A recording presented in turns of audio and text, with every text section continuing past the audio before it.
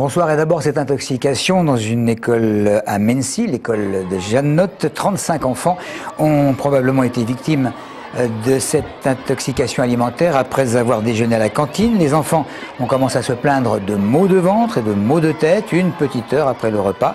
6 enfants ont vomi, mais une vingtaine se sentent déjà mieux. Des analyses sont évidemment faites sur les aliments. Aucun autre cas n'a été déclaré dans la ville. Alors, pas plus de renseignements pour l'instant. Les pompiers sont arrivés extrêmement rapidement. On s'est donc préoccupé de ce qu'avaient mangé les enfants, sans bien sûr faire de relation de cause à effet. On peut constater qu'il y avait aujourd'hui du steak haché au déjeuner.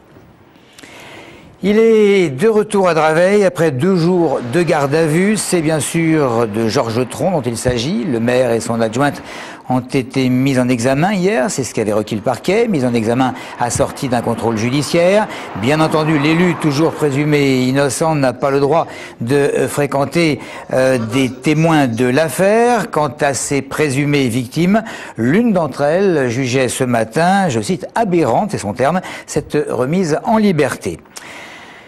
Une fois encore, nous avons pu le constater sur place en marchant dans les rues de Draveil, et il y a 2 catégories d'habitants. Ceux qui ne préfèrent pas parler de l'affaire, et puis ceux qui sont des inconditionnels du maire. Il y a toujours présomption d'innocence, la justice fait son cours, et moi j'en ai marre des médias qui sont à charge tout le temps. Il est innocent, il est innocent. Vous voyez, vous entendez les gens. Je ne sais pas, honnêtement, ça serait dire n'importe quoi que de porter un jugement. Je crois que c'est des magouilles tout ça, mais je suis pas sûr. Je préfère ne pas m'exprimer, j'ai mon avis. C'est malheureux quoi, mais je sais pas, on verra bien ce que la justice va dire quoi. Je sais pas si c'est vrai ou pas, vous savez moi. Je garde mes impressions pour moi. Je pense que c'est une cabale qui a été montée contre lui. C'est une cabale, c'est politique, c'est tout. La vie privée du maire ne regarde pas. Les gens, ils disent vraiment n'importe quoi. Parce que moi, Georges Tron, il m'a bien aidé. Il y a tout le temps quelqu'un dans son bureau. Alors donc, c'est des conneries, quoi. Qu'est-ce qu'ils disent les gens? C'est des conneries, quoi. Il est de droite. Comme ça fait un partout la balle au centre, on va dire. Voilà, témoignage recueilli par France Beru et Grégoire Malavaux. Nicolas Sarkozy, le président, annonçait avant-hier le gel des suppressions de classes pour 2012. Pourtant, hier à Évry, hier en toute fin d'après-midi, les parents des écoles primaires essonniens manifestaient de nouveau pour la rentrée. Et un conseil départemental de l'éducation nationale se déroulait à l'inspection d'académie pour décider justement des ouvertures et des fermetures de la rentrée prochaine. On va ça avec Audrey Coll. Non, non, non, aux fermetures. Ils étaient une petite centaine à manifester devant l'inspection d'académie hier à Évry. Se tenait dans les locaux une réunion CDEN, Conseil départemental de l'éducation nationale, qui décide des ouvertures et fermetures de classes, principalement dans les écoles primaires. L'inspection d'académie est sur une position assez fermée et elle ne va pas faiblir vis-à-vis de la pression de la rue qui est quand même, soyons assez réalistes, assez faible. Différentes écoles primaires et maternelles étaient représentées, toutes touchées par des suppressions de classes et de postes d'enseignants.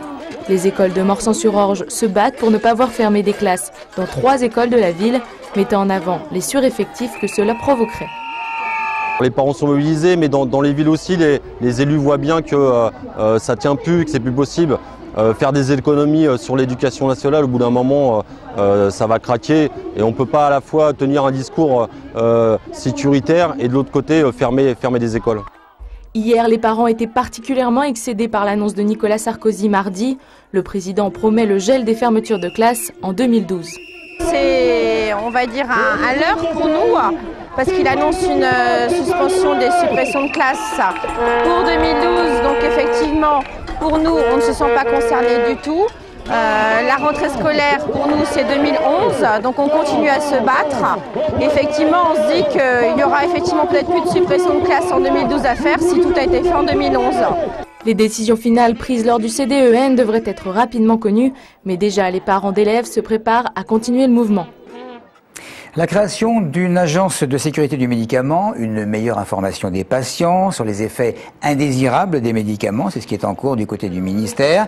Il faut savoir qu'aujourd'hui, le pays compte 19 000 produits, un chiffre qui est jugé beaucoup trop élevé et dorénavant, pour être remboursé, eh bien, un médicament devra démontrer qu'il est au moins aussi bon que celui qui est déjà sur le marché.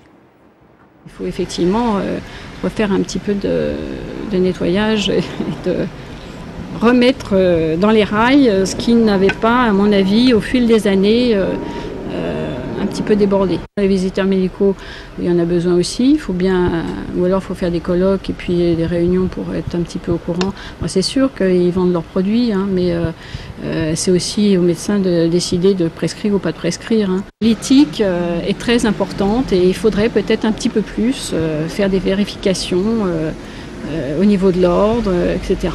Parce que je trouve qu'il y a des prescriptions qui sont vraiment faites par complaisance.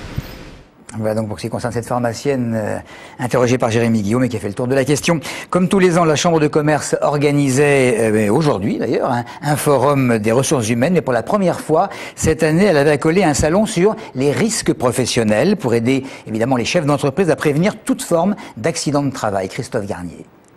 Jean-Marie dirige une vingtaine d'assistantes à domicile. Lorsqu'elles soutiennent des personnes âgées dans leurs toilettes par exemple, elles sont amenées à supporter de lourdes charges et souffrent parfois du dos. En venant à la chambre de commerce ce matin, il a découvert un nouveau risque auquel ses salariés sont exposés et pour lequel il pourrait les former, les accidents de la route et l'entretien des voitures. Ça m'a fait découvrir quelque chose, c'est ce fameux risque routier. C'est ce fameux risque routier qui aujourd'hui n'est pas dans mon document de risque et que je vais me dépêcher de rajouter. Pour la première année, cabinet privé, assurance maladie, ministère et médecine du travail avaient été réunis par la Chambre de commerce de l'Essonne pour conseiller les chefs d'entreprise. Les directeurs de relations humaines sont très en prise avec les comités hygiène-sécurité, CHS.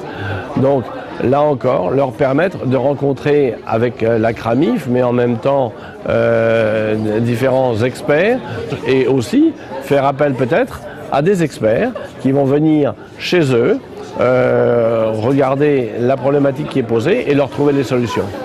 Des solutions et surtout une mise à jour des connaissances des employeurs, des différents risques professionnels qui pourraient menacer leurs salariés. Et nous allons terminer par un coup de chapeau à des collégiens dont nous parlions hier, ceux d'une classe de 4e de Savigny-sur-Orge. Après avoir remporté le titre régional d'un concours EADS sur les transports du futur, eh bien aujourd'hui, lors du Salon du Bourget, c'est la finale nationale cette fois qu'ils ont gagné avec ce qu'ils présentent là, leur conception baptisée Starflower. C'est un engin spatial qui n'attend plus évidemment que des partenaires financiers pour être, si possible, exploité.